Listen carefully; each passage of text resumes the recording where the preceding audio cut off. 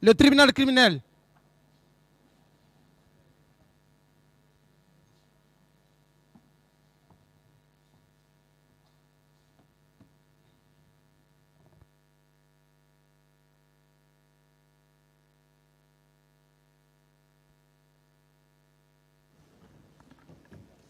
L'audience est reprise, veuillez vous asseoir.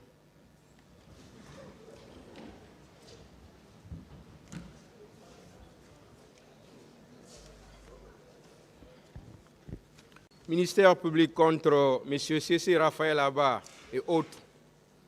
M. Moussa Dadis Kamara, venez à la barre, s'il vous plaît.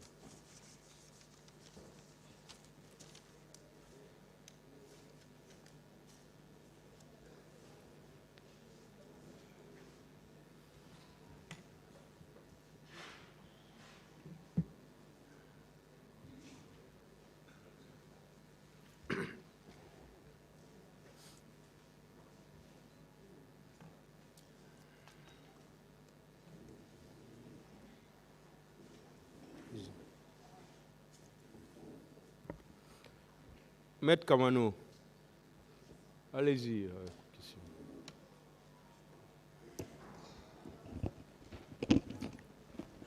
Merci, Monsieur le Président.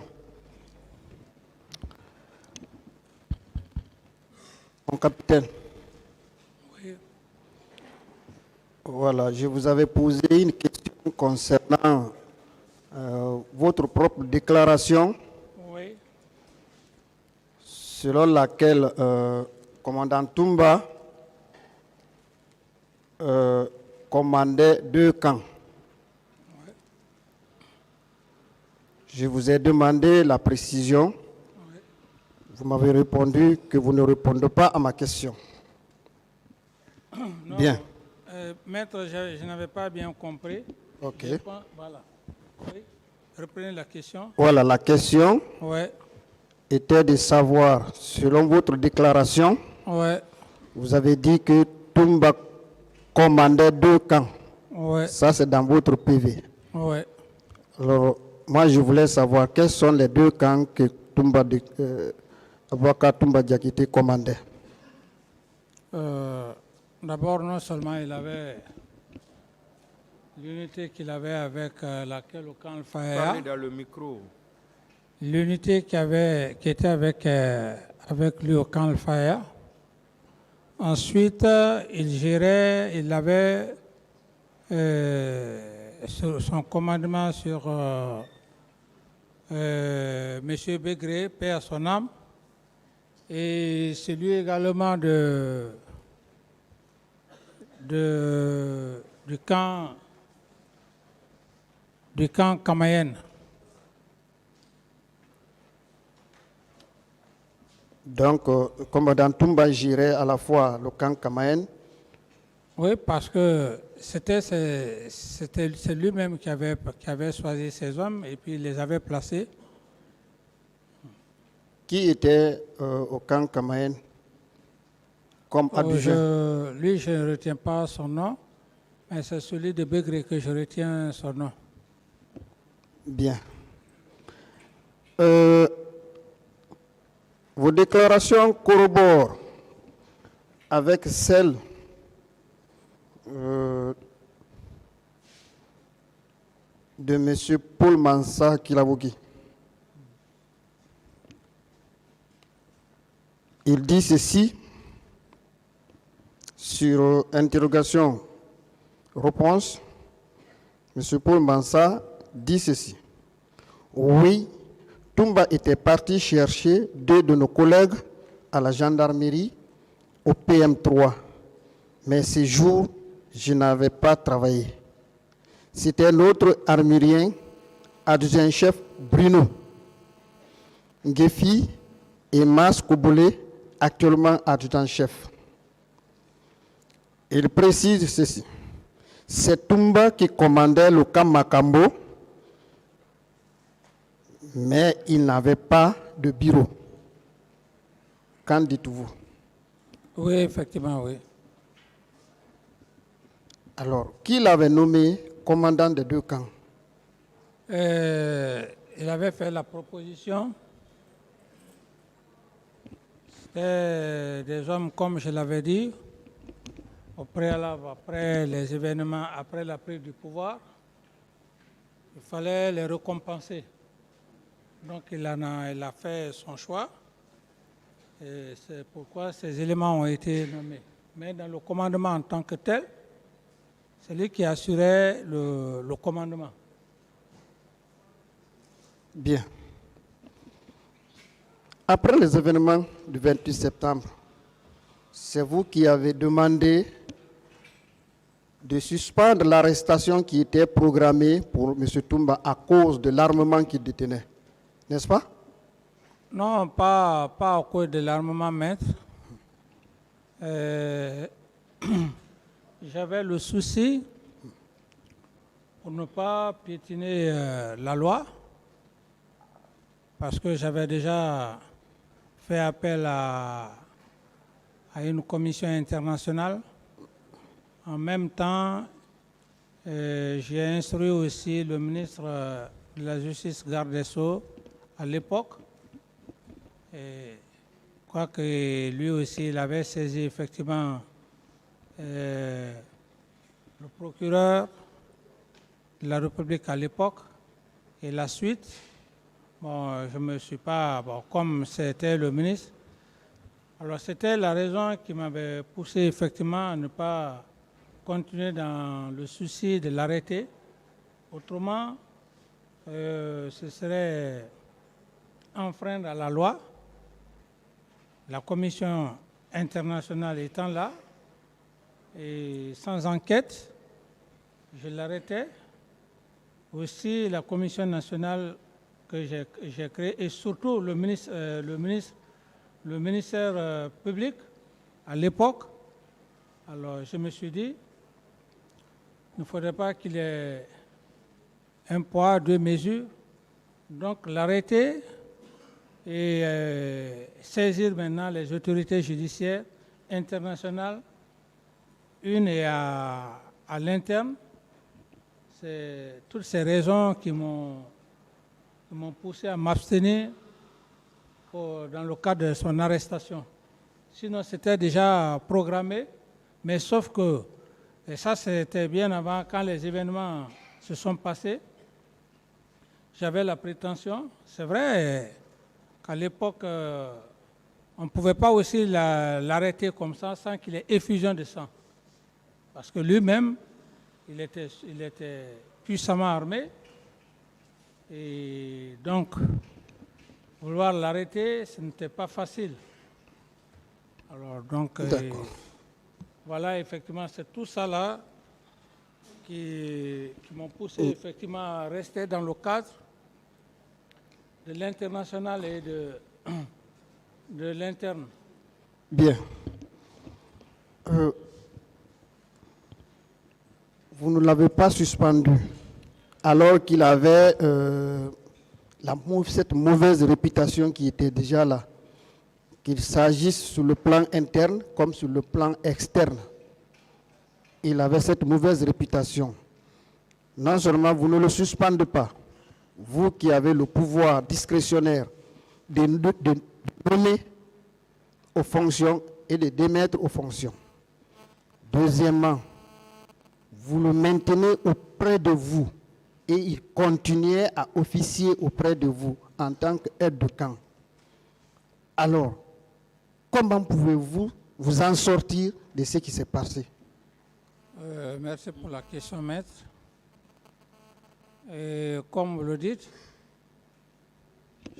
connaissant aussi la stratégie des militaires, bon, je ne parle pas dans le cadre civil, mais surtout dans l'armée, lorsqu'il y a un événement comme ça, et le chef militaire suspend l'intéressé se sent automatiquement menacé, et peut-être même dans son esprit, du moment qu'il a été suspendu, est-ce qu'il n'est pas dans l'esprit de pouvoir l'arrêter ou quoi que ce soit? D'où par conséquent, il pouvait même prendre aussi la fuite. Il pouvait prendre la fuite. Parce que dans son esprit, dans le mental, il est déjà suspendu ou destitué de ses fonctions. Et si cela arrivait, l'objectif n'allait pas être atteint. C'est pourquoi, et effectivement aussi, je l'assume, j'ai accepté cette stratégie. C'est cette stratégie qui m'a aussi permis, quand bien même, après tout ça, il y a eu l'assassinat contre ma personne. C'est vrai parce qu'à un certain moment donné, le climat n'était plus tellement ça. Donc, il se sentait plus ou moins aussi menacé. Et donc, mon objectif n'a pas été atteint. Mais très heureusement, après l'attentat, quand il s'est enfui en cabale au Sénégal, il a été ramené. Donc, ici, la suspension n'était pas un avantage. Il pouvait prendre aussi la fuite. Et là, en ce moment, où est le résultat escompté? Bien. Mais malgré tout, il a réussi à s'enfuir. Oui, mais ça, c'est après qu'il ait tiré contre ma personne. Je n'étais plus comment dirais-je, je n'étais plus en état normal. Parce qu'il s'est enfui, puisqu'il a tiré sur moi. Et il savait qu'il devrait y avoir une arrestation contre sa personne. Mais si tel n'était pas le cas, je pense qu'il serait resté dans ce sentiment. C'est ce qui fait même que le 2 octobre, nous étions tous ensemble. Mais les gens n'ont pas compris, contrairement à la presse, oui c'est vrai, parce que chacun connaît son métier. Bon, les civils peuvent comprendre autrement, surtout dans le cadre juridique où on parle du non-refus ou bien s'abstenir de ne pas arrêter. Mais dans le cadre militaire, un événement comme ça, le suspendre ou même adopter un comportement, s'il prenait la fuite, on ne serait pas là aujourd'hui, maître. Bien. Mon capitaine, vous avez eu, entre griffes, peur de le suspendre ou de le démettre de ses fonctions pour ne pas qu'il fuit et parce qu'il avait également des armes. Il était doté vraiment en armement. Alors, qu'est-ce qui vous a motivé à quitter la présidence ce jour pour venir jusqu'au camp Koundra? Quelle information vous avez reçue pour que cela vraiment vous pousse à venir vers celui-là déjà qui est prédisposé à mal agir contre vous? Merci pour la question, maître. Vous savez, moi, je ne peux pas faire une procédure dans une procédure. Si Toumba a jugé nécessaire que les événements du 3 décembre font partie, comment dirais-je, du 28 septembre, comme le président l'a bien posé la question, moi je ne suis pas dans cet esprit. Je ne peux pas donner des explications pour vous satisfaire. Mais j'estime que le dossier est pendant et même après ce procès, le dossier il est pendant. Le moment venu, je pourrais mieux répondre effectivement à la question, maître, si Dieu nous garde toujours. Bien. Après les événements à la date du 28 septembre, des arrestations ont continué. Vous dites? Après les événements à la date du 28 septembre, oui. Les arrestations ont continué, les séquestrations, les tortures et même les viols dans les camps où M. Toumba était le commandant, non seulement au camp Koundra, mais aussi alors au camp Samori et Alpha Yaya Diallo, on parle même de 30 escaliers. Vous n'étiez pas informé de ça? Maître, je n'étais pas informé de tout ça, même ce qui s'est passé au 32 escaliers. Ça, c'est après avoir tiré sur ma personne. Et le camp Koundara, je n'y allais pas au camp Koundara. Voilà. Donc, s'il y a eu des cas de viol, des cas de séquestration, vraiment, je n'ai pas été informé. Bien. À propos des corps des personnes disparues, à part Général Toto, qui a vu les camions au camp militaire d'Alpha Yaya, Le et camp, qui a vu les corps dans Oui. le camp, et il les avait même comptés. Il y a également un autre, puisque il s'agit de parler donc de ces corps. Il y a les déclarations d'un autre, le capitaine de police Amadou Kondé. Vous le connaissez? Moïse, Voilà. Moïse comment? Capitaine de police, il est capitaine de police Amadou Kondé. Non, je ne Vous ne connais le pas. connaissez pas. Il était au CMIS de Kamaen. Oui, de Kamaen. Non, je ne le connais pas. Voici ce qu'il dit. C'est dans son procès verbal.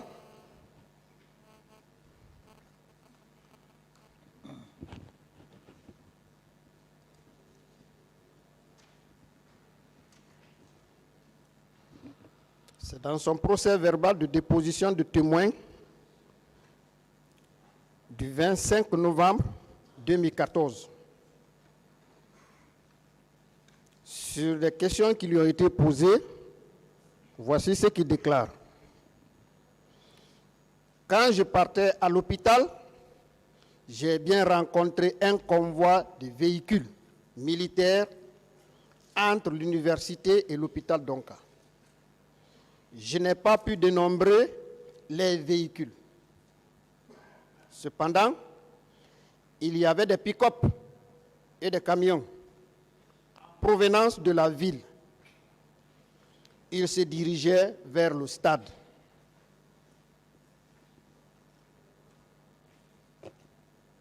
Il poursuit en disant: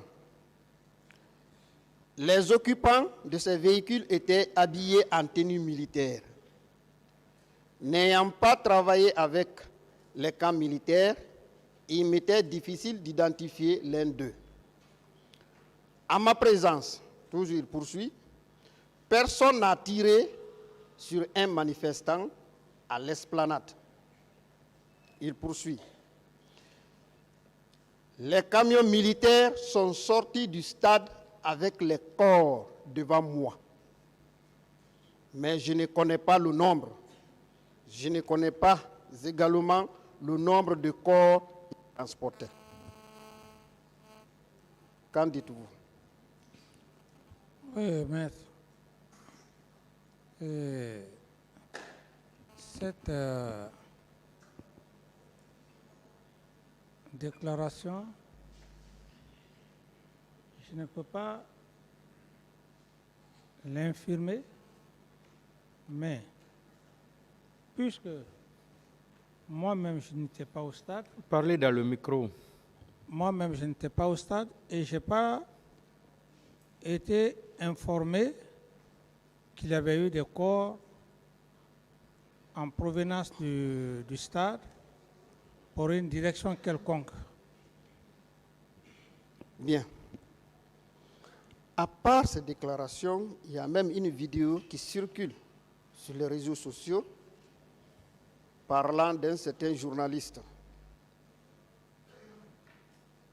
qui dit haut et fort que les véhicules qui ont transporté ces corps avaient été empruntés dans les mains d'une société de la place et que ces corps ont été ensevelis au camp Alpha Yaya, derrière la piste d'atterrissage de l'aéroport international Ahmed Sékou Touré. Qu'en dites-vous? Oui, maître, s'agissant de cette question, et même étant au Burkina Faso, j'apprenais aussi les mêmes informations. J'apprenais les mêmes informations que vous êtes en train de faire cas, de faire allusion. Donc, malgré tous ces témoignages, vous qui étiez le président de la République, censé avoir les services d'enquête, les services secrets en bon état, vous n'avez jamais été informé. J'estime que les enquêtes sont restées en cours et moi, j'ai quitté. Bien. Nous allons terminer par la mort de l'un de vos chauffeurs. Il s'agit de Sankaran. Qui l'a tué et comment il a trouvé la mort? Voilà, maître.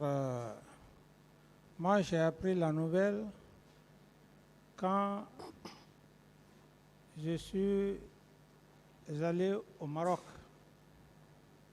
D'abord au Maroc,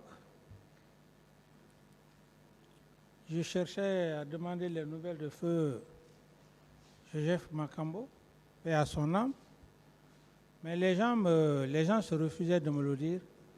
C'est quand je suis parti au Burkina Faso qu'on m'a tenu informé de la mort de feu Joseph Makambo et de Sankaran. Et dans les explications que moi j'ai reçues,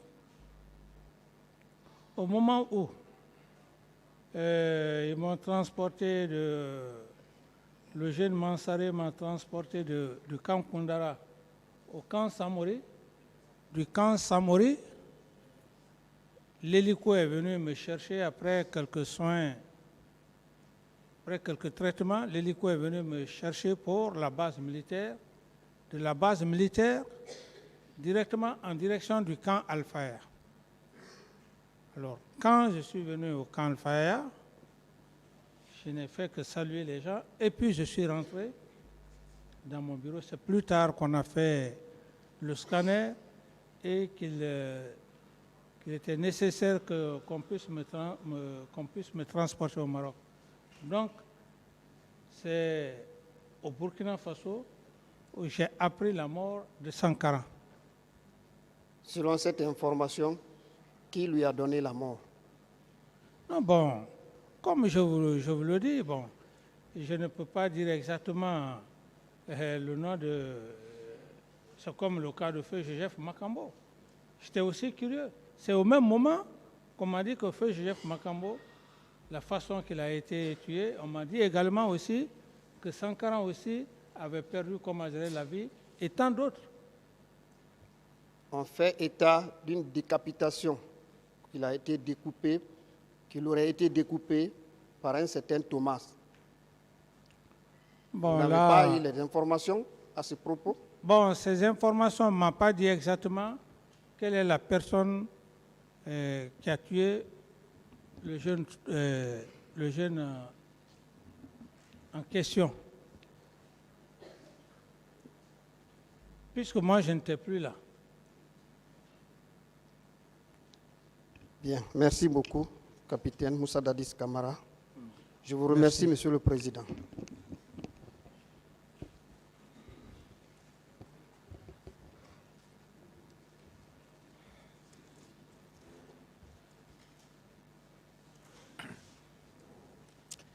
Merci, Monsieur le Président. Mon capitaine,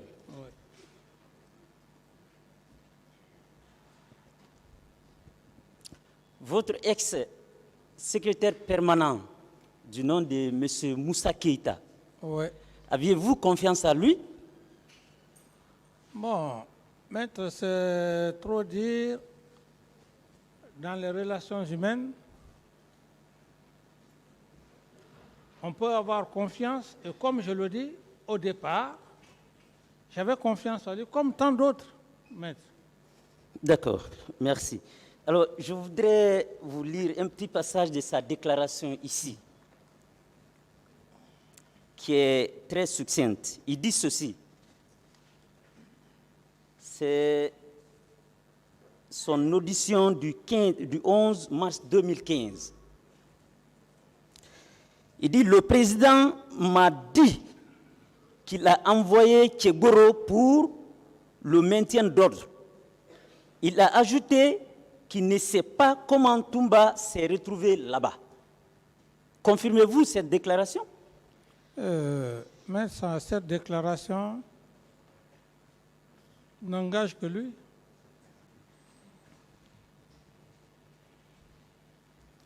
D'accord, je sais que ça l'engage, mais oui ou non, elle est fausse ou elle est vraie? Elle est fausse. Parfait.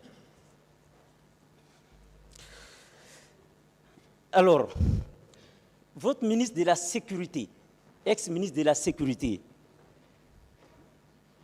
Mamadouba Kamara dit Toto. Aviez-vous confiance à lui quand même? Bon, ce n'est pas aussi un problème de confiance. C'était un chef hiérarchique. C'était mon chef hiérarchique avant la prise du pouvoir. Donc, dites-moi si j'avais beaucoup de respect pour lui. Oui, j'avais du respect pour lui. Parce que il faut avoir collaboré avec un ami pour parler de confiance. Ça n'existait pas entre le général Toto et moi. On était ses subordonnés. Donc, dans l'esprit de subordination, je ne peux pas parler de confiance, sinon que du respect. D'accord, ça va. Monsieur le Président, est-ce que vous pensez que ce dernier, compte tenu de tout ce que vous lui accordez, est-ce qu'il peut dire des contre-vérités contre vous? Bon, vous savez, je me gêne trop. Je me gêne très franchement parce qu'il n'est plus de ce monde. Et pourquoi? S'il était vivant, ça aurait été un débat contradictoire entre lui et moi. Un débat contradictoire. Et vous savez aussi, maître, et je vous l'apprends, il y a des gens qui parlent aussi, parce qu'il faut parler tout ça, sans fondement. Même le cas de Moussa Keïta que vous parlez. À quelles circonstances que moi, je peux le voir dans mon bureau pour lui expliquer des choses comme ça? C'est un peu difficile. Et c'est comme le cas, par exemple, du général Mathurin. Là, le cas du général Mathurin, il a été clair et dit qu'on lui aurait dit. C'est différent de dire que j'ai vu comment dire, le président à l'époque. Alors, donc, c'est difficile. D'accord. Alors, à la différence de ce que Mathurin a dit, pour dire qu'on lui aurait dit, celui-là raconte quelque chose que vous lui avez dit. Permettez-moi de faire la lecture juste d'une partie de votre conversation. Il dit ceci. Si mes souvenirs sont bons, j'ai été appelé entre 6h à 8h par mon directeur national des services de police en la personne de M. Valentin Abba, qui m'a informé que les gens se dirigent vers le stade. Après cette information, je me suis rendu au domicile du Premier ministre d'alors, M. Komara. À mon arrivée, je lui ai demandé s'il était informé du fait que les gens s'acheminaient vers le stade du 28 septembre. Il m'a répondu qu'il n'était pas informé. Par la suite, il m'a demandé qu'on se rende au camp Alpha Yaya auprès de M. le Président de la République, M. Moussa Dadis Camara. Alors, nous y sommes effectivement rendus. Là, nous avons été introduits dans la chambre du président où nous avons trouvé Moussa Keboro et Abakar Sidik Diakité Ditumba. Ces jours, il était très énervé parce qu'il avait ordonné de ne pas organiser de meetings. Monsieur le Président, de cette déclaration, il résulte deux questions. Oui. Premièrement, vous avez toujours soutenu à la barre ici que colonel Moussa Keboro, vous ne vous êtes pas vu le matin du 28 septembre. Oui. Alors, au regard de la déclaration du général Toto, qu'est-ce que vous dites? Bon, vous savez, maître, je ne voudrais pas aller dans ce sens, mais je suis tenu obligé de dire certaines choses. Peut-être que ça ne va pas plaire, ou je m'excuse, à ses proches. Parce que je suis tenu obligé de dire certaines vérités, quand bien même il ne vit plus. Quand bien même que je respecte, comment dirais-je, son âme. Mais imaginez, vous pensez que, en toute sincérité, vous pensez que le général Toto avait un sentiment pour moi? Non. En ma qualité de capitaine, la prise du pouvoir, lui, le général Sekouba et moi, que par la grâce de Dieu, et puis par la grâce de Dieu, bien sûr, et les hommes en ont tranché. Moi, je suis aux affaires. Vous pensez que c'était malgré lui d'être avec nous? Parce qu'au départ, il était avec ses collègues généraux. Finalement, il les avait quittés pour venir nous rejoindre au camp Al-Faya dans l'intention, bon, comme il était le chef d'état-major de l'armée de terre. La situation d'ailleurs, même quand la situation a été faite, j'ai invité tous les généraux et ce jour, ses amis n'étaient pas contents dans la salle par rapport à l'attitude qui s'est passée. Bref, si le général Toto parle comme ça, je me dis que le pouvoir qu'il voulait, si moi, capitaine Dadis, je m'empare du pouvoir, vous pensez qu'il était avec moi parce qu'il était avec moi? Non. Vous pensez qu'il peut dire quelque chose ici, qu'il puisse me dédouaner? C'est pourquoi je suis très gêné, parce que quand un homme meurt, il y a certaines choses qu'il ne faut pas dire pour sa mémoire. Sinon, il y a des termes, je me réserve, parce qu'il a de la famille.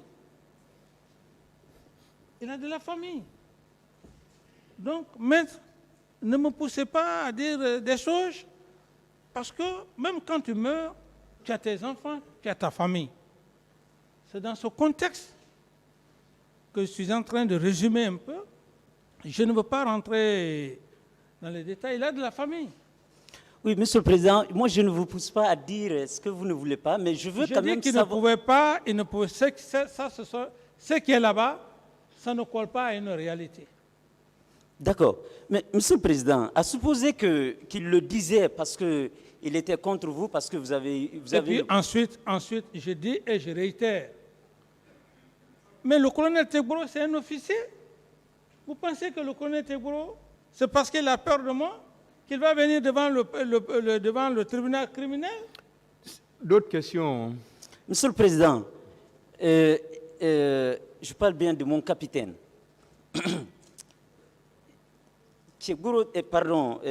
Toto tenait ses propos pendant que vous n'étiez plus au pouvoir. Pas du tout. Mais c'est ce que je dis, maître. Mais est-ce que sa parole, c'est une parole d'évangile? Non. Je dis clairement, le colonel Teburo, c'est un officier assermenté. Il ne peut pas venir devant le président du tribunal pour dire que je ne lui ai pas envoyé. Et moi aussi, mais il ne faut pas envoyer des termes, des allégations ou bien des affirmations pour mettre ça. Alors, c'est pourquoi même à un moment donné, il y a un avocat qui était là, les gens ont mal pris ça. Il dit, est-ce qu'on peut vous confronter à quelqu'un qui est mort? Ça risque, c'est ça. Il ne vit plus. Et ce qui est là-bas? Monsieur Camara, c'est bon. D'autres questions? Mais... Alors, Monsieur le Président, mon capitaine, je comprends bien cela. Et des déclarations concordantes. Ce jour, vous étiez très en colère. Je dis bien des déclarations concordantes. Vous étiez très en colère contre les manifestants qui ont bravé votre interdiction. Est-ce que, mon capitaine, ce n'était pas à cause de cela que vous avez refusé de prendre toute sanction contre les auteurs de ce massacre? Mais les sanctions que vous êtes en train de parler, mais ça n'a pas de sens. Ça n'a pas de sens. Sous mes yeux, ça n'a pas de sens. Ce qui est important, je n'ai pas pris des sanctions. Sanctions peut-être suspendre ou bien arrestation. Mais le plus important, la Commission internationale a fait son travail. Et à quelque part, la justice fut aussi informée. Si nous sommes là, c'est ce qui est le plus important. Il ne sert à rien de prendre des sanctions, prendre quelqu'un, le mettre en prison. Et au cas où je tentais, par exemple, pour une arrestation, ce serait vous aujourd'hui, devant ce tribunal, pour dire, mais, Monsieur Camara, à l'époque, pourquoi vous n'avez pas saisi la justice? Vous serez aussi le même avocat qui m'aurait posé la question devant le président du tribunal que pourquoi vous vous êtes fait justice. Qu'est-ce que j'allais dire? D'accord. Monsieur le Président, si j'ai de bonne mémoire, à la réponse à l'une des questions d'un de mes co-défendeurs ici, vous avez dit que vous aviez constaté les prémices des événements du 28 septembre. Les prémices. J'ai dit complot, très différent des événements du 20. Personne ne savait si les événements du 28 septembre allaient se venir. J'ai dit prémisse de complot. Peut-être que vous n'avez pas prêté attention. D'accord, merci pour la rectification. Voilà. Je reviens sur autre question. Alors, Monsieur le Président, il est constant ici, vous-même vous le confirmez, que Monsieur Colonel Tchegoro était au stade. Commandant Toumba également. Ce qui est certain qu'on ne peut pas contester, c'est que Colonel Tchegoro est allé au stade avec son équipe. Ça a été confirmé ici. Est-ce qu'il appartient au service que M. Kegoro incarne, notamment la lutte contre le grand banditisme, d'aller assurer le maintien d'ordre au stade?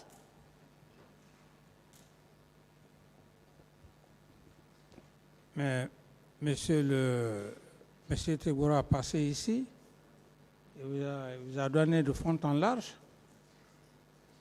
Moi, je n'ai pas à répondre à cette question, maître. Vous savez, ce que je recherche, oui, c'est que, mon capitaine, à l'époque de votre pouvoir, vous aviez la responsabilité morale de protéger les citoyens et leurs biens. Alors, au titre de cette charge, Monsieur le Président, des personnes qui sont armées, pas avec d'armes conventionnelles pour le maintien de l'ordre public. Mais armes à feu se déplacent devant vous pour aller au stade contre les manifestants. Quel devrait être votre rôle, Monsieur le Président? Maître, vous savez, c'est très grave ce que vous dites. C'est très grave lorsque vous dites que des hommes se déplacent devant moi. Il ne faut pas perturber, comment dire, l'audience. Qui vous a dit que des hommes se sont déplacés devant moi, maître? Quand même.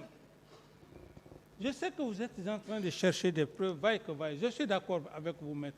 Mais ne dites pas des choses qui ne sont pas pénales.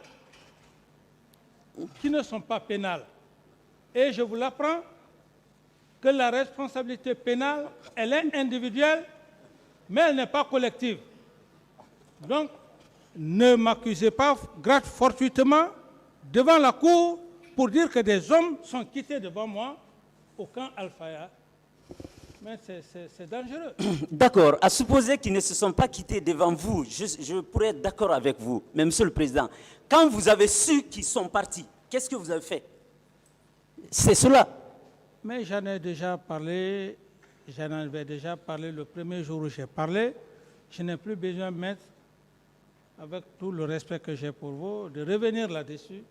La première fois que j'ai passé devant là-bas, je crois que j'avais suffisamment fait de détails par rapport à ça. D'accord. Monsieur le Président, toujours à la réponse d'une des questions ce matin, vous avez parlé de l'inexpérience. Alors, pouvez-vous convenir avec moi que c'est cette question d'inexpérience qui a conduit les citoyens au massacre? Non, maître. D'accord. Je vous l'apprends aussi encore une fois. L'inexpérience ne signifie pas, ne dit pas à un citoyen d'aller commettre des massacres. Si il y a eu une situation désastreuse au stade, ceux qui sont partis, ils sont responsables de leurs actes. L'inexpérience n'a rien à voir dans tout ce que vous voulez chercher. Je suis d'accord avec vous, maître, que vous êtes à la recherche de la reine des preuves. Mais ce n'est pas dans tout ce que vous êtes en train de dire que vous allez obtenir, parce que les preuves, il faudrait que les preuves soient tangibles. Ce ne sont pas des imaginations, des hypothèses. Présentez à monsieur le procureur des preuves tangibles pour saisir le président du tribunal. Mais avec tout le respect que j'ai pour vous. D'accord, merci. Mais Monsieur le Président, voici ce que moi je recherche de vous. Des actes concrets, et vraiment concrets. Sur ce, je souhaite savoir, qu'il vous plaise, après les événements du 28 septembre, qui est-ce que vous, personnellement, Monsieur Moussa Dadis Camara, vous personnellement, qui est-ce que vous avez pu faire venir à votre bureau, l'écouter soigneusement sur les événements du 28 septembre pour avoir la clarté de ce qui s'est passé, à l'effet pour vous de prendre des mesures? Qui est-ce que vous avez écouté? Si vous parlez comme ça, j'ai mon PV qui est là-bas. Vous allez parcourir mon PV. Ceux qui ont été au stade, je les ai écoutés. Le colonel Tigouro est venu. Il m'a donné des explications claires et nettes. Et il m'a dit que les leaders politiques étaient partis au camp Samouri. C'est là où, sous le champ, j'ai donné des instructions d'aller immédiatement faire quitter les leaders politiques pour ne pas que quelque chose leur arrive. à la clinique Ambroise Paré. Et Toumba, entre-temps aussi, comme dans mon PV, je l'ai dit, quand il est venu, si vous constatez mon PV, il a donné des explications, il a dit de n'importe quoi. Et voilà. Donc dire que, qui concrètement, parce que ceux qui sont partis au stade du 28 septembre, c'est eux qui sont venus me voir.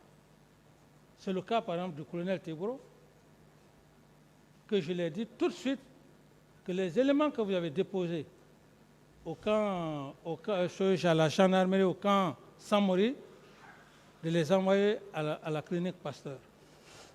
D'accord, Monsieur le Président. En fait, mon problème, il est quelque part répondu. Vous avez contesté ici que le colonel Kegboro ne s'est pas déplacé devant vous pour aller au stade. J'ai été convenu avec vous sur la question. Alors, vous venez de dire que vous lui avez écouté, il vous a donné sa version. Ça signifie deux choses. Premièrement, vous étiez convaincu à 100% que lui et son équipe y étaient. Il vous a certainement déclaré d'autres personnes qui étaient aussi plutôt. Alors, vous, toutes les mesures que vous avez eu à prendre, Monsieur le Président, c'était tout simplement demander à ce qu'on prenne soin des blessés, notamment les leaders, et après, les gens qui sont soupçonnés avoir commis cette infraction, vous n'avez pu prendre la moindre mesure. Monsieur le Président, qu'est-ce qui justifie votre inaction? Non, parlez juste peut-être le cas du colonel Teboro là en ce moment. La question, elle est précise. Mais quant à Toumba, j'ai suffisamment parlé de ça. Si vous voulez savoir pourquoi le cas du colonel Teboro, je suis d'accord. Je peux vous donner des explications. Allez-y, s'il vous plaît. Bon, voilà. Moi-même, je vous aide. Merci. Alors, le colonel Teboro, comme dans leur mission régalienne, c'est des officiers de police judiciaire, c'est-à-dire des gendarmes, qui ont la mission du maintien d'ordre. Et à l'époque, comme je l'ai dit, tous les matins, le colonel Teboro sortait avec son équipe, les nuits également. Alors, on ne s'est pas vu le matin après comment dirait l'abbé, quand il est venu. Et comme il vous a expliqué, il m'a donné sa version. Ce qu'il a pu faire, que je ne pourrais pas aussi retracer toutes ces déclarations, les leaders qu'il a eu à sauver, à l'occurrence la déclaration des leaders comme M. Célou Dalein et puis Léon Sénifal, etc., etc. C'est là où il m'a dit qu'il a envoyé des blessés. Aussitôt, j'ai donné les instructions immédiatement. Ça, c'est le cas de Teboro. Donc, je ne pouvais pas l'arrêter du moment que même après les événements, il y avait des déclarations qui tombaient des leaders, tellement sauvés, et même le feu Jean-Marie Doré, paix à son âme. Si on écoute comment dirait sa vidéo, lorsqu'il a déclaré que c'est le colonel Teboro qui l'a sauvé, peut-être vous avez certainement vu ces vidéos, et tant d'autres, même les leaders comme M. Célou Dalein Diallo et tant d'autres. Alors, que ces gens-là confirment les premiers jours, juste après les événements du 28 septembre. Faut-il arrêter des gens comme ça? C'est un peu compliqué, maître. C'est un peu compliqué. D'accord. Monsieur le Président, il y a un fait, il y a l'une de vos déclarations qui a attiré mon attention ici ce matin. vous avez dit que vous êtes intervenu entre commandant Toumba et colonel Tchegoro lors d'un accrochage au camp. Est-ce que c'est cet accrochage qui a permis à Toumba de faire quitter colonel Tchegoro du camp pour le faire loger en arrière-camp?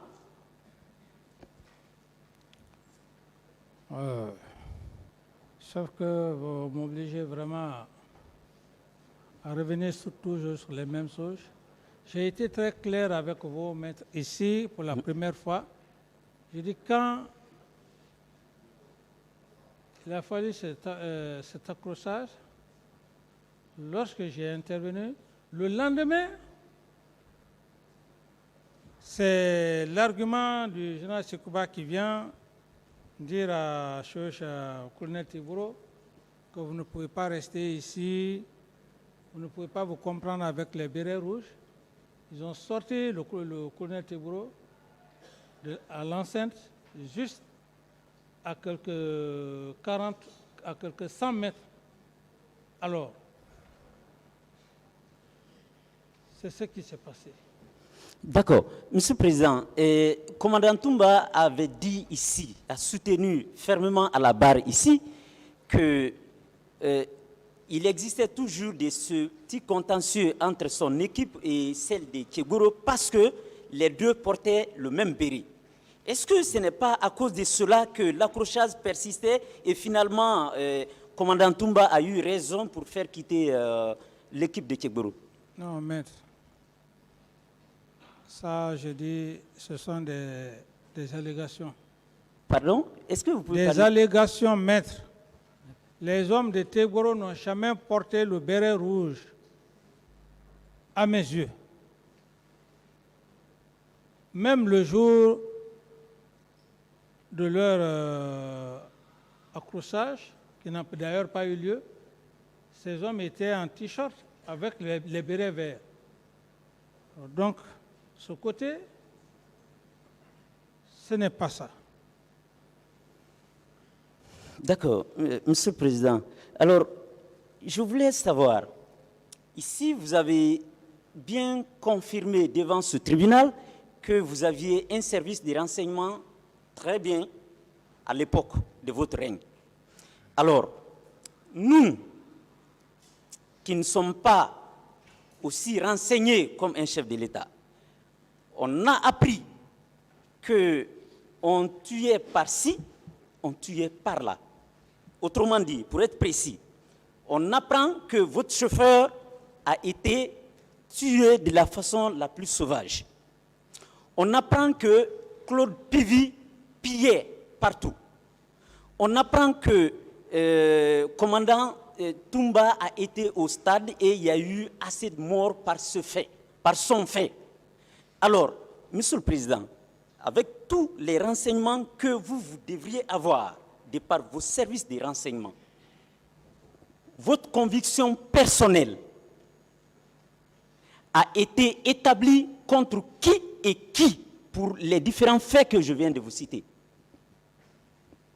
D'abord, je commence par rectifier le premier passage que vous voulez me compromettre très dangereusement devant le tribunal. Lorsque vous dites, c'est pourquoi, maître, il faut qu'on soit concentré quand les gens sont là, chercher à les écouter ou à repasser ce qu'ils ont dit. Qui a dit devant l'auguste tribunal de Monsieur le Président, est-ce que capitaine Dadis a dit devant l'auguste tribunal que j'avais un service de renseignement? D'ailleurs, quand la question a été posée, je me suis dit que je n'ai pas eu cette chance-là. Donc, si vous voulez aborder vraiment votre question, ne faites pas allusion au cas du tribunal, parce que ce n'est pas vous qui me jugez. Moi, je cherche à vous satisfaire, mais c'est le tribunal. Donc, si vous engagez ou si vous dites un langage qui peut me compromettre, avant de répondre à votre question, je rectifie d'abord. Merci. On est d'accord? Maintenant, reposez votre question maintenant. Alors, Monsieur le Président, je suis vraiment ferme là-dessus. J'ai cru entendre que vous aviez un service de renseignement. Mais vous dites que vous n'en aviez pas. J'accepte. Vous, en votre qualité de président, à l'époque des faits, vous aviez affaire avec une armée non structurée, comme vous l'avez dit, comme vous disiez. Alors, nous, population civile, nous étions informés que Claude Pivy pillait. Nous étions informés que votre chauffeur a été sauvagement abattu. Nous étions informés des actes d'atrocité que colonel Kebro infligeait aux citoyens dans des cellules. Alors, Monsieur le Président, vous, en votre qualité de président, est-ce que vous étiez informé de ces actes? Donc, je disais, maître, comme la fois dernière, je dis que je n'ai pas eu cette chance-là. En matière de renseignement, il faut juste savoir la chance. Sinon, les renseignements en tant que tels, si vous avez des mauvaises personnes autour de vous, vous n'aurez jamais des informations. Et il y a ce qu'on appelle le BRQ, le bulletin de renseignement quotidien. Vous n'allez jamais l'avoir si vous êtes mal entouré. Ça, c'est un. Deux, par rapport au problème de pillage que vous faites allusion à l'égard du colonel Pivy, je suis désolé de vous dire que pas un seul jour au camp Al-Faya qu'on est venu me dire que le colonel Claude Pivy a pillé. Au contraire, j'apprenais par contre qu'il allait dans des lieux, dans des quartiers où ça n'allait pas. Ça, c'est le cas du colonel Claude Pivy. Si vous n'êtes pas convaincu, moi, ce que j'ai observé, ce que j'ai dit, que vous envoyez, je ne dis pas que ce que vous êtes en train de dire, je ne dis pas que non, que ça soit établi par A plus B, par un citoyen qui aurait fait ça, mais ce n'est pas à moi de vous dire qu'effectivement Claude Pivy a fait ça, alors que je ne l'ai pas vu faire ça. Ça c'est deux. Trois, le cas du colonel Tebro. C'est la même question, n'est-ce pas? Oui. Le cas du colonel Tebro. Le cas du colonel Tebro dans son parcours, son fonctionnement. Ce que je cherche, il était félicité par beaucoup de gens. Je ne dis pas que c'est tout le monde. Parce que c'est aujourd'hui qui est arrivé, c'est aujourd'hui qui est arrivé. Qu'on soit honnête, qu'on soit sincère, au moment où il y avait le grand banditisme ici à Conakry, à l'époque, toute la population était très, très satisfaite de leur sortie. On peut maintenant transformer, parce que c'est aujourd'hui, mais ce que moi j'ai constaté à l'époque, dans ces actions, dans ces missions régaliennes, c'est ça. Ensuite, le cas de mon chauffeur. Lequel des chauffeurs? Sankara. C'est ce que vous avez comme un chauffeur qui a été assassiné. Voilà, c'est ce que je viens de vous dire, maître. On tire sur moi à Koundara. On me transporte au camp Samori. Du camp Samori, l'armée de l'air. De l'armée de l'air, on m'amène au camp Al-Faya. Cette même nuit, maître, suivez-moi. Très bien. Cette même nuit, on fait des examens, les scanners, ainsi de suite. Cette même nuit, on me transporte pour le Maroc. Comment est-ce que, dans mon état où je me trouvais, comment est-ce que je pouvais me rendre compte que Sankara est décédé? C'est ce que je viens de vous dire. Je dis, c'est plus tard, quand je suis allé au Burkina Faso, qu'on m'a informé de la mort de tous ces gens. Feu Joseph Makambo, paix à son âme, et Sankara. D'accord, Monsieur le Président, ma dernière question, elle est la suivante. En votre qualité de président, de chef d'État d'alors, sachant que vous étiez le garant de la sécurité de la population et de leurs biens, Monsieur le Président, de tels carnages s'effectuent pendant votre règne. Êtes-vous indirectement et moralement responsable, oui ou non?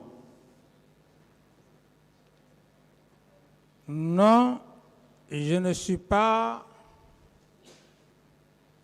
pénalement responsable. Moralement, je suis choqué, même où je suis, à l'heure où je suis assis. Même après le procès, quand je serai acquitté, je sais que M. le Président va m'acquitter, je serai toujours choqué. Suivez-moi. Ce n'est pas mon acquittement, quand ça va arriver, qui va dire que je ne suis pas choqué. Moralement, je suis choqué. Parce que ce sont des âmes innocentes qui ont perdu la vie.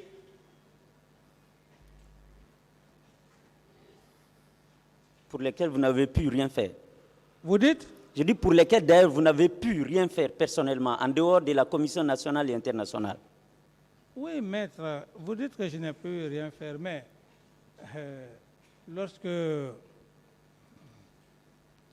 quand il y a eu le cas des blessés, ce que j'ai pu faire, je n'ai rien fait, comme vous le dites. Je n'ai pas besoin de revenir là-dessus. Le ministre Diaby avait suffisamment parlé de ça. Et quand il y a eu les morts, j'ai appelé le ministre. Parce que généralement, si on n'est pas transparent, France 24 voulait rentrer, mais les médecins à l'époque ne voulaient pas. Quand je fus informé, j'ai appelé le ministre. Il a été de bonne foi. Les corps que vous avez vus exposés à chose, comme on appelle, à Faisal, je lui ai donné instruction. Je dis, laisse France 24 filmer. Alors, si dans tout ça, vous dites que je n'ai rien fait. Non, c'est au titre de la sanction que je parlais. Je vous remercie, Monsieur le Président. Monsieur Camara, bonsoir. Bonsoir, maître. Je peux vous appeler Monsieur Moussa Dadis Camara ou bien Capitaine Moussa Dadis Camara. Voilà, capitaine ou Monsieur Camara, ça dépend de vous. Bon. D'accord. J'avais appris que vous aviez démissionné de l'armée. Vous dites?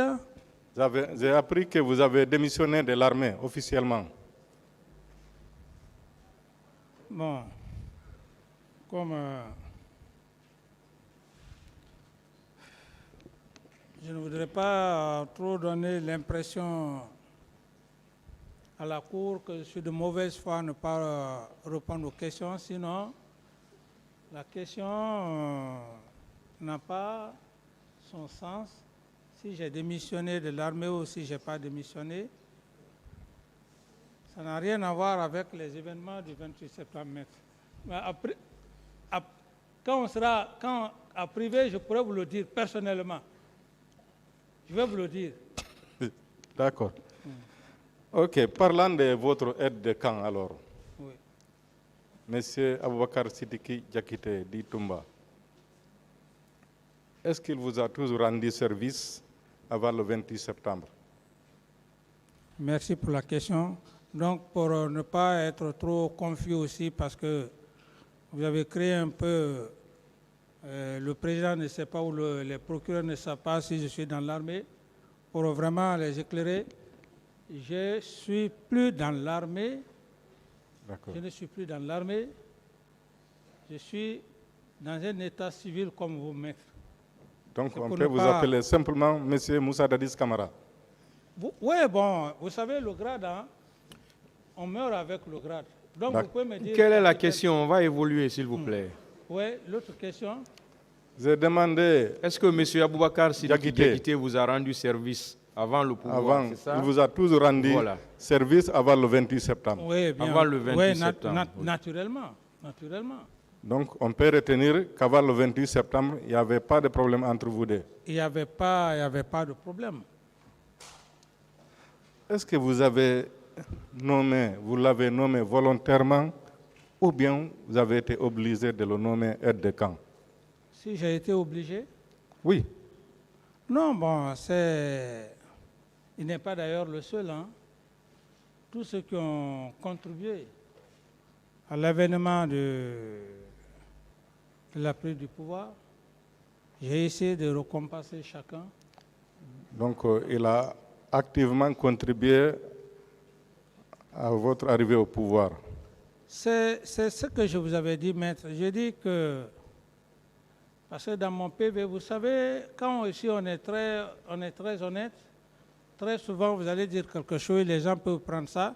Il en a fait de cela l'hypothèse comme quoi, après tout ce qu'il a eu à Est-ce dire, qu'il a contribué à votre avènement au pouvoir?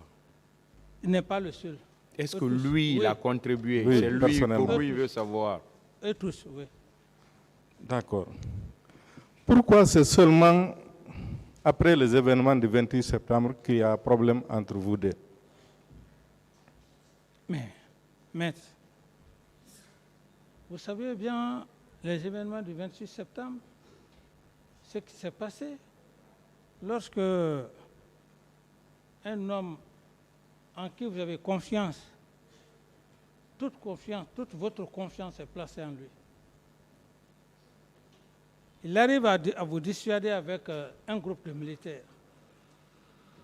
Et vous apprenez par surprise qu'il vous a contourné pour aller au stade, sous prétexte qu'il ne serait pas allé me chercher. Ce n'est pas une trahison, ça? C'est ça l'origine. Les événements du 28 septembre. Donc, ça veut dire que même le matin du 28 septembre, avant les événements, Vous dites, hein? ça veut dire que même le matin du 28 septembre, avant les événements, vous étiez d'accord avec lui.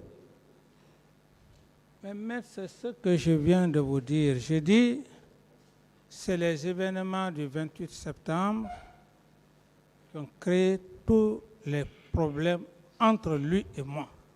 D'accord.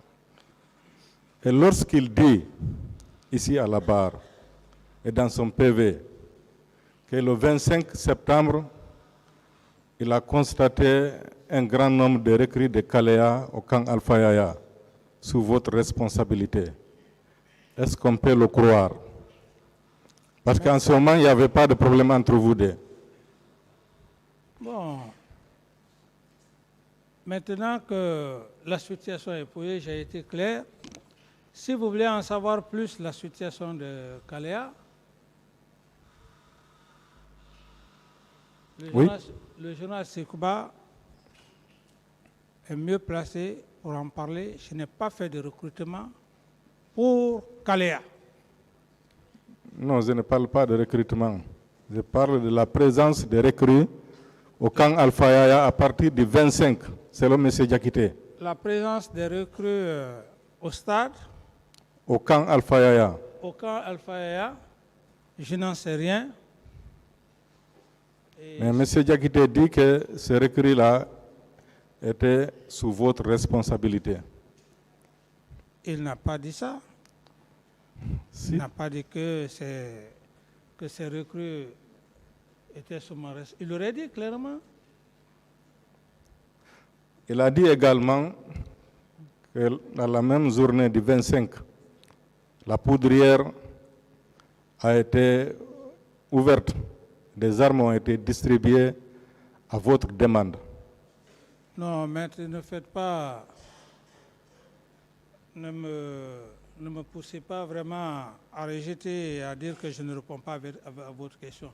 Mais il a dit clairement qu'il avait des armes dans un camion avec l'aide de camp du général Sekouba. Mais vous n'avez pas entendu ça? Tout le monde n'a jamais dit ici. Comment je lui ai donné des instructions pour aller prendre des armes? Si vous dites comme ça devant le tribunal, mais c'est grave, maître. Est-ce que vous avez compris sa question? Reprenez votre question, maître. Il a dit que la poudrière a été ouverte à votre demande et des armes ont été distribuées le 25 septembre. J'estime, s'il l'a dit, il n'a pas dit vrai. À ce que je sache, quand il a passé, j'étais au box des accusés. J'ai tout écouté. Qui garde les clés de la poudrière en ce moment? Qui gardait les clés? Revenons sur la question. À ce niveau, s'il a dit, ce n'est pas vrai. Peut-être maintenant que vous voulez me pousser selon votre logique. Non. Que voilà. Mais il ne l'a pas dit. D'accord. À supposer qu'il ne l'ait pas dit. À moins que ce soit maintenant un nouveau élément. À cette époque, en septembre 2009, qui gardait les clés de la poudrière au camp Alpha Yaya? J'en ai déjà parlé de ça. Je ne reviendrai plus là-dessus. À quelle occasion on pouvait ouvrir la poudrière? Je n'ai pas de réponse à cette question. Je ne suis pas un armurier pour vous dire à quel moment. Qui pouvait donner les ordres pour ouvrir la poudrière? Je ne sais pas. D'accord. Vous avez parlé de M. Alpha Condé, même dans votre PV. Est-ce qu'on ne peut pas s'étonner de cela quand on sait que, par exemple, en 2015, pendant la campagne présidentielle, vous avez expressément appelé la forêt à voter le RPZ et pour M. Alpha Condé? Maître, j'ai été très clair avec vous. Mais qui est maudit? C'est moi qui vais rester au Burkina Faso. Mes oncles et mes parents, mes oncles Konéens et mes parents guerriers vont s'entretuer. Qu'on vienne me voir.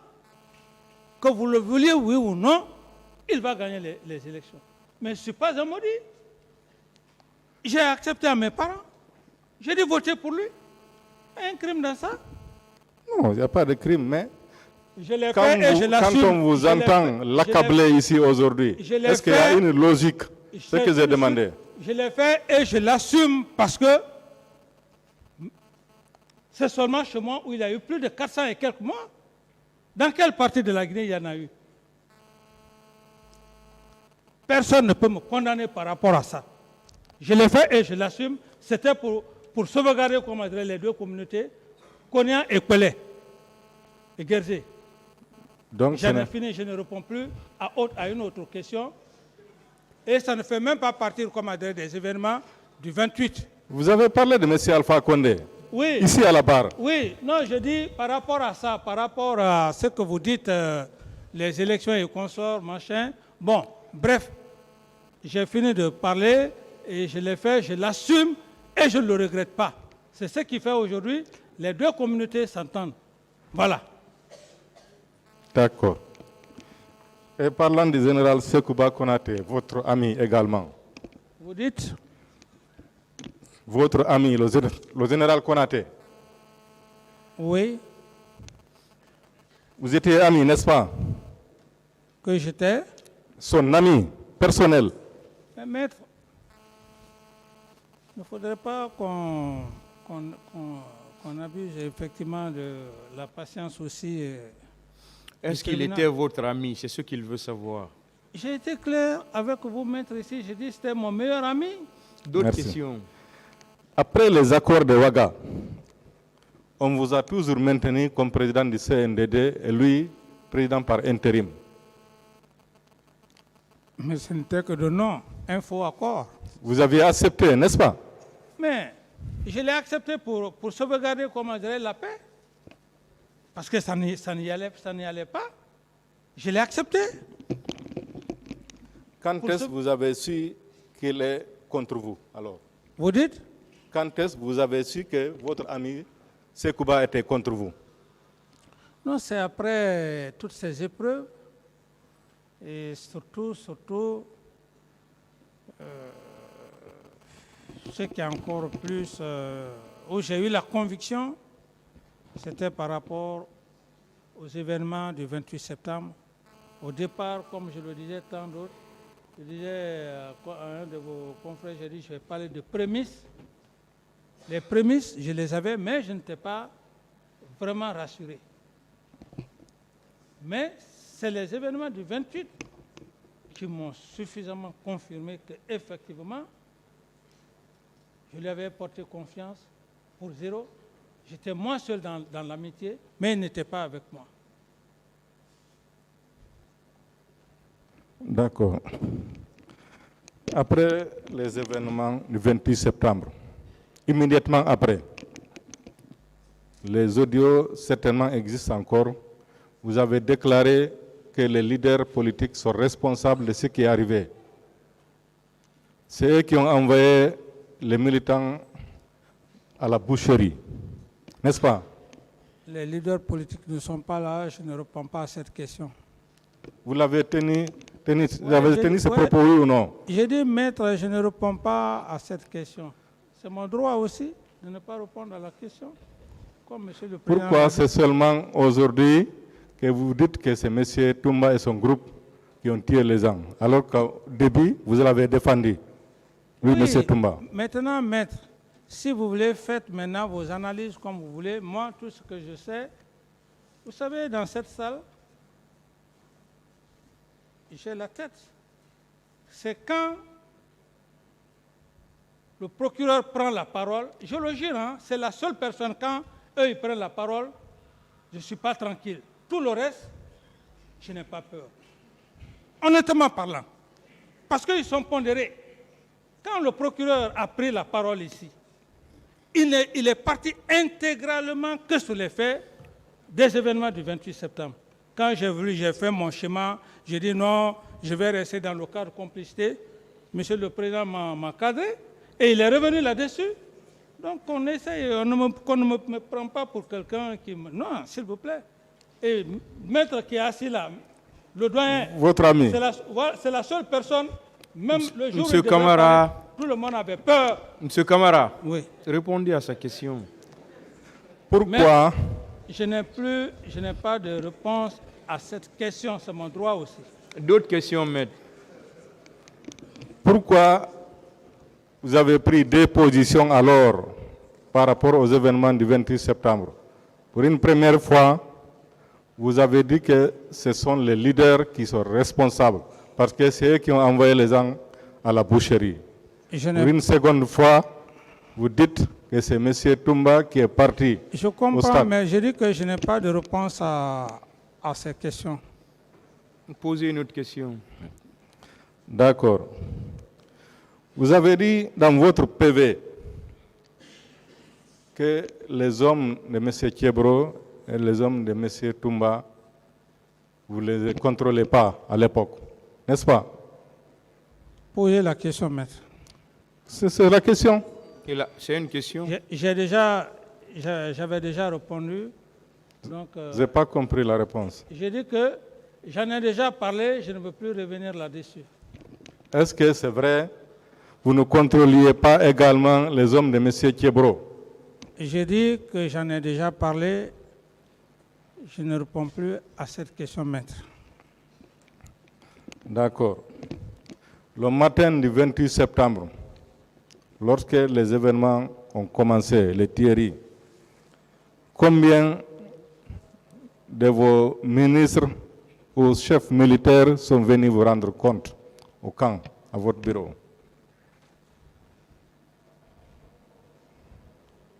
Après les événements... Le même jour, le 28 septembre. après les événements ou bien avant ou pendant. Après les événements, Le ministre de la Santé est venu et il y avait aussi, je ne peux pas me rappeler de tous les ministres qui étaient là, tout le monde était préoccupé à ça. Quand le ministre Diaby a envoyé le rapport, donc ils sont venus séparément ou bien parfois ils venaient ensemble? le ministre Diaby, Non, les ministres et les autres et tous les autres. après les événements, Oui, immédiatement après les événements. Après les événements dans la soirée, chacun venait, puisqu'ils avaient déjà, la nouvelle était triste, chacun venait vraiment me voir. Qui est venu en première position? Non, je ne saurais vous le dire, maître. La mémoire n'est pas électronique. Seulement, j'ai dit qu'ils sont venus me voir. Monsieur Diaby a dit, lorsqu'on l'a appelé, il partait à Koya. Qui? Monsieur Diaby, votre ministre à l'époque de la Santé, Oui. qu'il est venu d'abord vous rendre compte. C'était pour rendre compte ou bien c'était pour prendre des instructions? Maître, référez-vous à sa déclaration. Je n'ai pas de commentaire à faire. Et colonel Thiebro? Non plus, pas de commentaire à faire. D'accord. Colonel Diaby, votre ministre de la Santé. Non plus, pas de commentaire à Je n'ai faire. pas posé la question. Je n'ai pas encore posé de question. Ok. Il a déclaré ici, selon les rapports qui lui ont été remontés, qu'il y a eu des viols. Est-ce que vous étiez informé de ça? Comme le cas des morts, comme le cas des blessés. Oui, les informations, la radio parlait. Ça, il ne faut pas être de mauvaise foi, ça parlait. Et des infos, des informations. Est-ce que lui, en tant que ministre de la Santé, comme il vous a informé pour le cas des morts et des blessés, est-ce qu'il vous a informé aussi le cas des viols? Parce qu'il a dit ici qu'il existe des rapports médicaux. Oui, bon, c'est ici que le ministre Diaby a parlé de son professeur. Et il disait qu'il avait un examen ou des examens qui ont été effectués. Moi, quand il est venu me voir, ce que j'ai pu faire, c'est ce qu'il vous a dit. Je ne peux pas dire plus que ça. Est-ce qu'on peut avoir ces rapports? Parce que c'est vous qui étiez le président de la République. Qu'on peut? Est-ce qu'on peut avoir ces rapports? À votre connaissance, ces rapports sont où? Ou bien étaient où? Mais maître, je ne suis pas le ministre à l'époque, je n'étais pas le ministre de la Santé. Vous étiez le président de la République et tout le monde vous rendait compte. Je n'ai pas reçu de rapport, maître. Vous n'en avez pas entendu parler.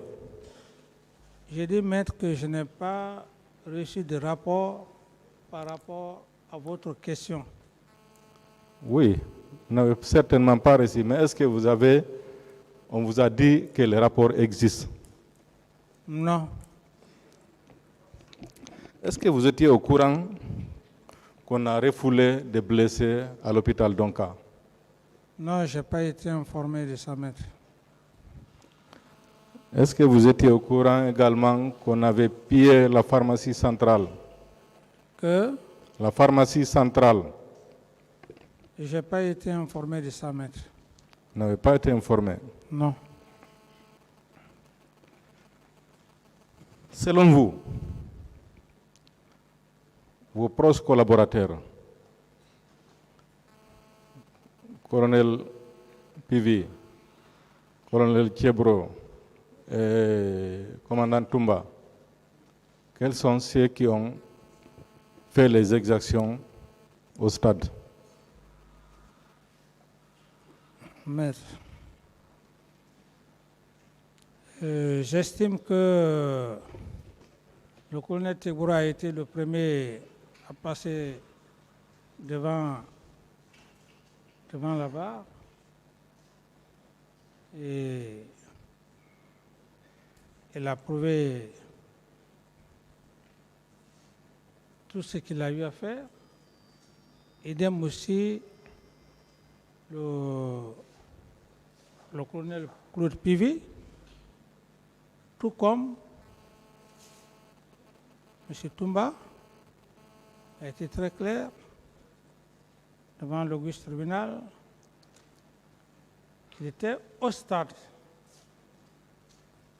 et qu'au stade, que c'est lui-même qui aurait demandé au leader de venir avec lui. Donc, j'estime que ce qu'ils ont déjà dit, c'est largement suffisant. Parlez dans le micro. C'est largement suffisant. Je ne peux pas faire d'autres commentaires par rapport à leur déclaration, maître. D'accord. Les bérets rouges sont sous la responsabilité de qui? Lesquels bérets rouges? Les bérets rouges de la garde présidentielle. Mais c'est ma garde, c'était ma garde à l'époque. Donc, ils sont sous votre responsabilité. Mais maître, j'ai dit bien que oui, c'était ma garde. Est-ce que vos gardes peuvent quitter le camp Alpha Yaya, vous quitter, aller jusqu'au stade, perpétrer des massacres et des viols sans votre ordre, en pleine journée? Maître, est-ce que j'ai une corde attachée à mes gardes comme... Vous ne posez pas de questions, vous répondez. Mais M. Toumba a dit clairement devant l'auguste tribunal qu'il est parti sans mes instructions. Qu'est-ce que vous voulez de plus, maître? Et si vous fouillez très bien son PV quelque part, les juges d'instruction lui ont posé la question que est-ce que vous avez vu le capitaine Dadis, le président Dadis à l'époque, donner des instructions aux militaires? Il a dit non. Mais qu'est-ce que vous voulez que je dise, maître? C'est encore plus éloquent que ça. S'il vous plaît. Ce n'est pas parce qu'ils sont de ma garde que vous allez dire qu'il ne peut pas aller là-bas sans moi. Il a été clair.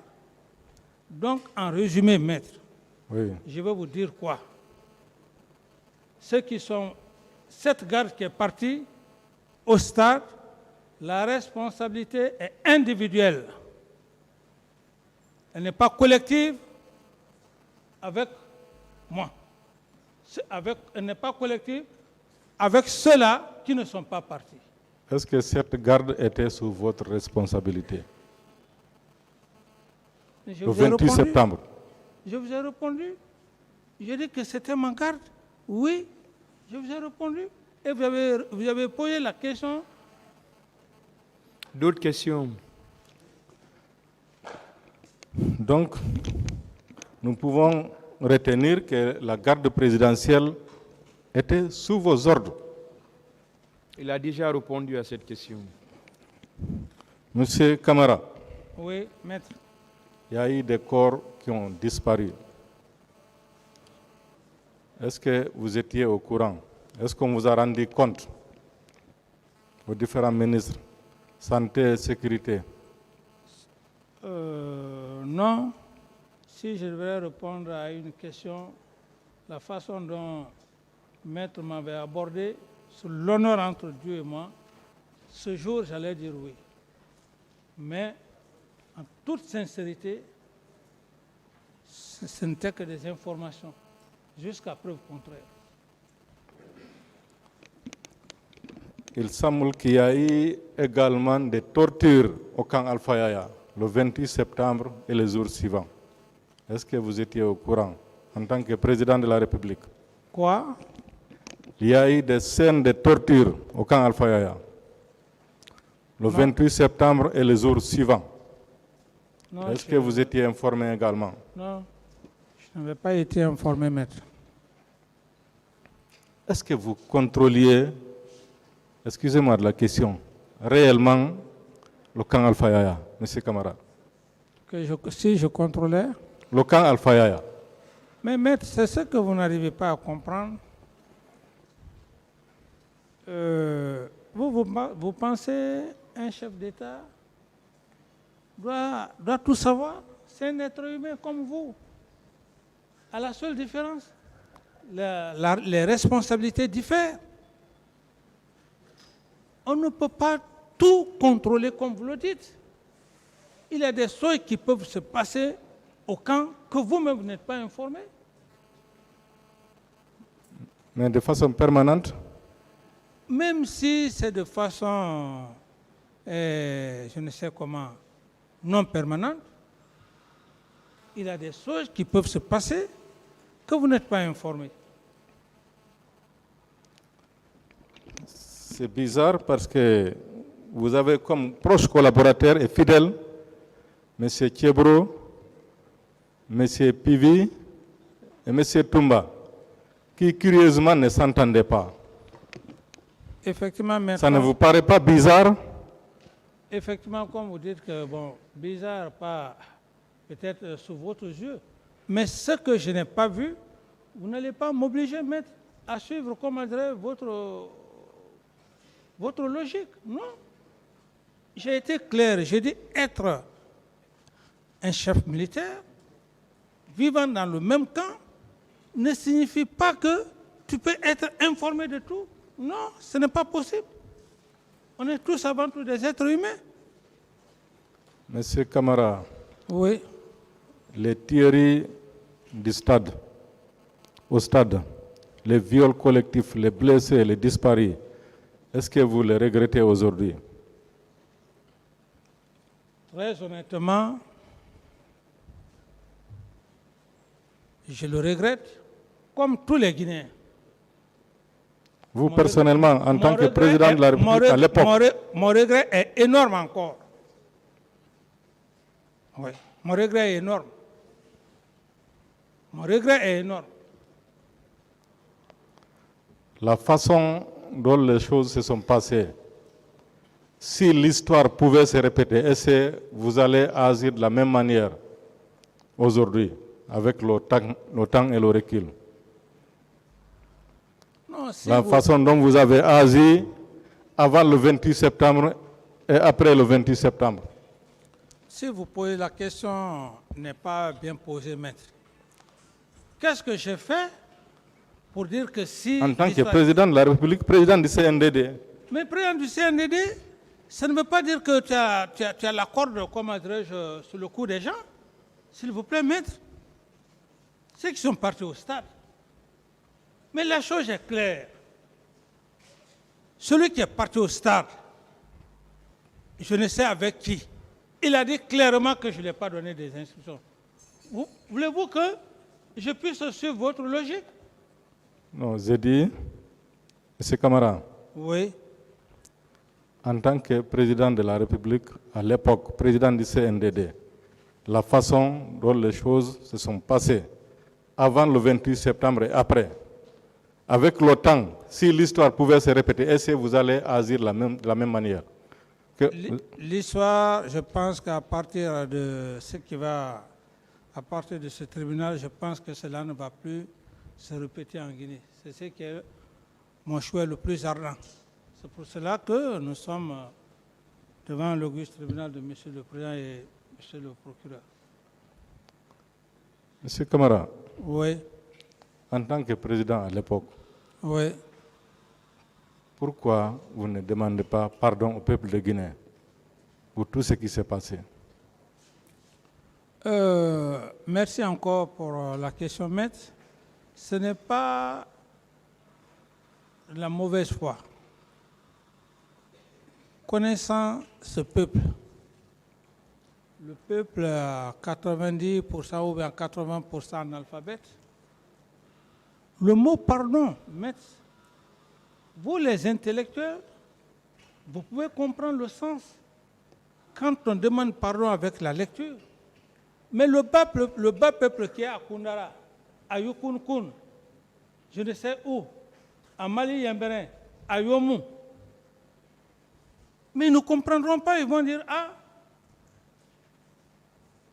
il a demandé pardon. Mais le jugement est clos. Monsieur le Président ne va plus se fatiguer avec monsieur le procureur et substitut pour s'asseoir ici. Demander pardon, le jugement est clos. C'est ce que j'ai refusé catégoriquement. J'ai dit le jugement va être fait. Même si je suis acquitté, ce sera l'occasion pour moi de demander le pardon au peuple de Guinée. Mais ce n'est pas maintenant, là, je vais venir devant monsieur le Président et le procureur et consort devant tout le peuple de Guinée. Je ne suis pas un maudit pour le faire. Des gens qui ont commis des actes, je vais demander pardon pour eux, qui ont commis des massacres, qui ne veulent pas reconnaître. Il faut être un homme maudit pour le faire. C'est pourquoi je dis non, ce n'est pas parce que ce n'est pas parce que je ne veux pas demander pardon, mais je ne demande pas pardon du moment que ceux qui ont commis l'acte sont en train, ils ne veulent pas reconnaître. Toumba qui est parti au stade, si Toumba était venu ici, en toute sincérité, au lieu de se mettre comme adresse ou bien à rester s'il disait, Monsieur le Président, vraiment, je suis allé au stade par l'instruction de mon chef. Monsieur le Président, j'ai fauté. Il ne serait-ce que ça. Je serai le premier à venir devant le Président pour demander pardon. Mais quelqu'un qui n'a pas fait, il est venu ici, il a essayé, il a parlé des sourates, tout ça, il a fait comme si rien ne s'est passé. Vous voulez que moi je vienne ici? Mais, Monsieur Camara, vous avez dit vous-même, la responsabilité pénale est personnelle. Qu'il demande pardon ou pas, si vous estimez que vous avez une parcelle de responsabilité, pourquoi vous ne demandez pas pardon? Écoutez, merci, vous ne voulez pas me comprendre. Non, je vous comprends. Non, je dis clairement, je dis à cet instant où je suis devant le président du tribunal, monsieur le procureur et substitut et les assesseurs, je ne demande pas pardon pour les gens qui ont commis des actes crapuleux. Je ne le ferai pas. D'autres questions? J'en ai fini, Monsieur le Président. Je vous remercie.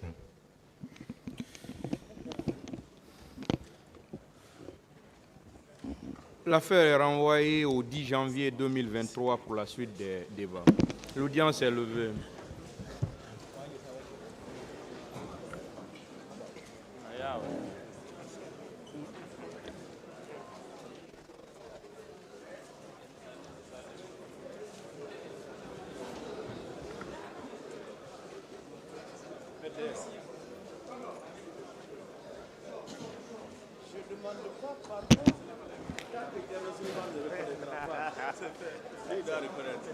Si tu reconnais, je demande pas. C'est à toi. Le vol de Almania.